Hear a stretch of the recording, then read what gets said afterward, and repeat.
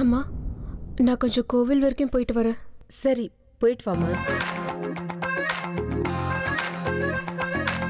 எங்க அமிர்தா, தனியா போகாதீங்க, என்னையும் கூட கூட்டிட்டு போங்க. அதெல்லாம் முடியவே முடியாது. தப்பி தவிர என் கூட வந்தீங்க, அதுக்கப்புறம் நான் சும்மா இருக்க மாட்டேன் சொல்லிட்டேன். எங்க அமிர்தா, நில்லுங்க.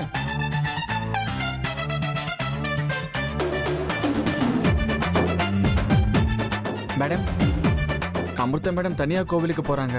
நீங்க பர்மிஷன் கொடுத்தா நான் உங்களை கார்ல கூட்டிட்டு போகவா? நீ ரொம்ப நல்லவனா இருக்க தம்பி. என் மூளைக்கு இது எட்டவே இல்ல பாத்தியா? அப்படி இல்ல மேடம், காலம் கெட்டு போயிருக்கு. ஒரு பொண்ணு போனா போதும், அவன் ரொம்ப மோசமான பார்வையில தான் பாக்குறான். அமிர்தா மேடம அப்படி யாரும் கெட்ட பார்வையில பார்க்க கூடாது இல்லையா? அதுக்குதான் மேடம். இது பாருங்க, நான் உங்க வீட்டுல வேலை செய்யறவன் தான். ஆனா என்ன நான் உங்க வீட்டுல ஒருத்தன நினைக்கிறேங்க. நீங்களும் என்ன அப்படி நினைக்கணும்னு அவசியம் கிடையாது. ஆனா நான் இப்படிதான், ஒரு வீட்டுல ஒரு கப் காஃபி வாங்கி குடிச்சிட்டு அவ்வளவுதான், மொத்தமா உங்க காலை விழுந்துருவாங்க. அந்த குடும்பமே என் பொறுப்பு தாங்கிற அளவுக்கு போயிடுவேன். அதே மாதிரி இப்ப இங்க வேலை செய்யறேன். வேலைக்கு சேர்ந்தனுக்கு நான் டிசைட் பண்ணிட்டேங்க. விக்ரம் சார் மாதிரி ஒரு நல்லவர்கிட்ட ஆபீஸ் வேலை மட்டும் இல்ல, அவருக்கு உதவியா இருக்கக்கூடிய எந்த வேலையா இருந்தாலும் நான் செய்யணும்னு டிசைட் பண்ணிட்டேங்க. மேடம், வேலை செய்யணும்னு முடிவு பண்ணிட்டா ஆபீஸ் வேலை, வீட்டு வேலை எல்லாம் ஒண்ணுதானே மேடம். நீங்க நிஜமாவே ரொம்ப நல்ல ஒரு தம்பி. உங்களை மாதிரி ஆளை பாக்குறது ரொம்ப கஷ்டம். ஏன் அப்படி சொல்றீங்க? நிறைய பேர் இருக்காங்களே. யாரு? வேற யாரு மேடம்? நான் தான். நீங்க அனுமதிச்சீங்கன்னா கூட்டிட்டு போறேன், இல்லன்னா ஆபீஸ்ல போய் உட்காந்துக்கிறேன். அமிர்தா, கொஞ்சம் இருமா. நீ கோவிலுக்கு தனியா போக வேண்டாம். அர்ஜுன் தம்பி உன்னை கார்ல கூட்டிட்டு போவாரு. அம்மா பரவாயில்ல, நான் நடந்தே போய்க்கிறேன். மேடம், இவங்களை தனியா அனுப்பாதீங்க. அன்னைக்கு கூட தலை சுத்தி விழுந்துட்டாங்க. மறுபடியும் அப்படி ஏதாவது ஆச்சுன்னா என்ன ஆகும்? இவங்களுக்கு இந்த ஊர்ல எதுவுமே சரியா தெரியல. அமிர்தா, சொல்றது கேளு, நீ தனியா போக வேண்டாம். அன்னைக்கு தானே தலை சுத்தி கீழே விழுந்துட்ட. மறுபடியும் அந்த மாதிரி ஏதாவது ஆயிடுச்சுன்னா? இது பாருமா, நான் சொல்றது கேளு. நீ அர்ஜுன் கூடவே போயிட்டு வா. இவர் உன்னை சேஃபா கூட்டிட்டு வருவாரு. அம்மா அதெல்லாமா. ப்ளீஸ் அமிர்தா, நான் சொல்றது கொஞ்சம் கேளு. சரி, உங்க இஷ்டமா. சரி மேடம், நாங்க போயிட்டு வந்துடுறோம். பாத்து கூட்டிட்டு போப்பா. நீங்க கவலையே பட வேண்டாம் மேடம். இப்ப உங்க பொண்ணோட முழு பொறுப்பு என்னோடது. அவங்கள நான் கண்ணில் வச்சு பாத்துப்பேன் மேடம். கோவிலுக்கு போயிட்டு வீட்டுக்கு திரும்பி வர வரைக்கும் அவங்களுக்கு எதுவும் ஆகாம நான் பாத்துக்கிறேன். Don't worry.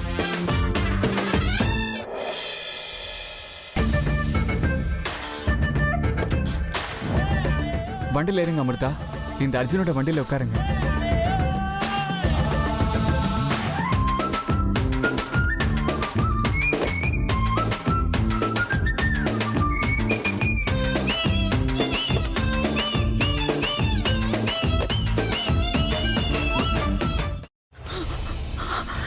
இதுக்கு மேல என்ன சொல்ல போற? சொல்றதுக்கு வேற ஏதாவது போய் இருந்தா சொல்லிடு. அவதான் ஏமாத்தி எல்லாத்தையும் என்கிட்ட இருந்து பறிச்சிட்டான்னு பார்த்தா நீயும் இப்ப அதே தான் பண்ணிருக்க. ஏன் ஆலியா, ஏன் இப்படி பண்ண?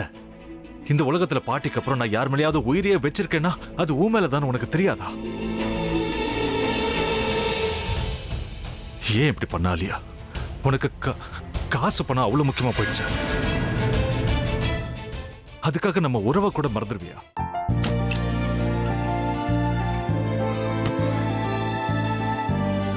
சக்தி சக்தி, ஒரு நிமிஷம்.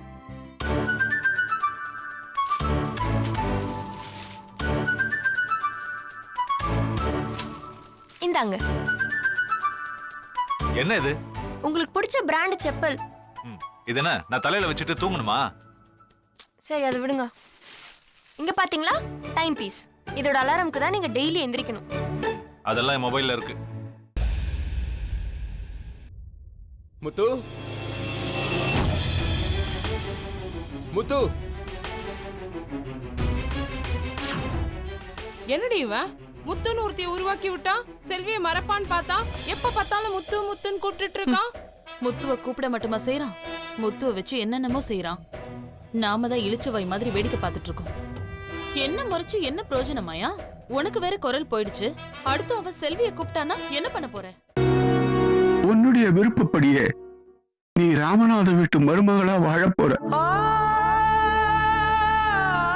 கண்டிப்பா என்னுடைய ஸ்தானத்திலிருந்து அவன் உன்னை நல்லா பார்த்துக்குவான் அம்மா. டேய், அவரை பத்தி தான் உனக்கு தெரியும்ல. அவர் எந்த முடிவு எடுத்தாலும் அதான் ஃபைனல். நம்ம அப்பா வேணுமா வேணாமாங்கிறத நீயே முடிவு பண்ணிக்கோ. வாடா.